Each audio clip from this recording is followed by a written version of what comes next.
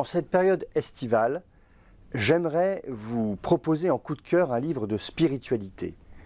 En effet, cette période est propice à un ressourcement en profondeur, et quoi de mieux pour cela qu'un bon livre de spiritualité. Et j'ai choisi pour vous aujourd'hui, non pas une nouveauté, mais un livre déjà ancien, il a une dizaine d'années. C'est un classique à la procure, et c'est pour cela que je vous le propose. Ce livre, c'est La liberté intérieure de Jacques Philippe. Jacques Philippe est membre de la communauté des Béatitudes, il est prêtre depuis 1985, il est prédicateur de retraite, conférencier dans le monde entier.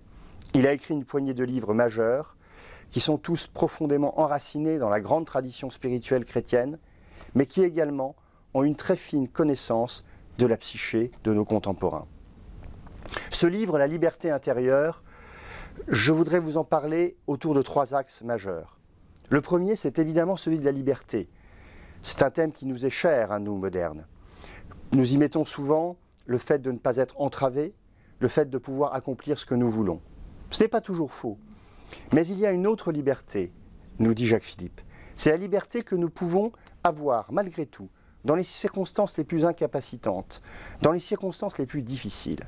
Cette liberté qui est intérieure à nous-mêmes et qui est toujours là parce qu'elle est garantie par Dieu, qui est la source de cette liberté. Deuxième axe de ce livre, c'est celui de l'instant présent. Jacques Philippe nous rappelle que on ne peut rien pour notre passé, il est derrière nous. Mais il nous dit aussi avec un peu de malice que bien que nous fassions tout pour anticiper, prévoir, garantir, calculer, notre avenir, notre futur nous échappe bien souvent. Il est toujours autrement que ce qu'on avait imaginé et il nous déroute. Donc, il n'y a qu'une seule solution, c'est vivre l'instant présent. Et c'est dans cet instant présent que nous pourrons rencontrer celui qui est toujours présent, alors que nous sommes souvent absents. C'est un thème de saint Augustin. Dieu lui-même. L'instant présent, c'est ça, rencontrer Dieu dans cet espace de liberté, au cœur de nous-mêmes. Dernier axe de ce livre, celui de la vertu.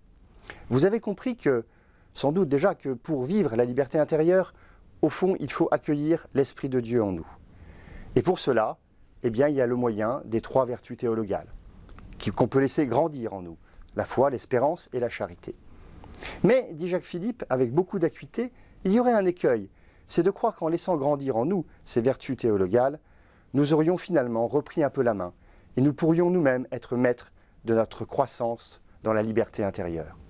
Or, comme l'avait fait remarquer déjà saint Paul, il y a 2000 ans, eh bien, c'est au cœur de notre faiblesse, au cœur de nos fragilités, dans nos écueils et dans nos échecs, que nous rencontrons la force de Dieu, qui est notre rocher, comme dit le psaume, et son amour inconditionnel pour nous, et c'est là que nous sommes le plus libres, paradoxalement. Voilà ce que dit brièvement ce livre, voilà pourquoi je vous le propose pour cet été.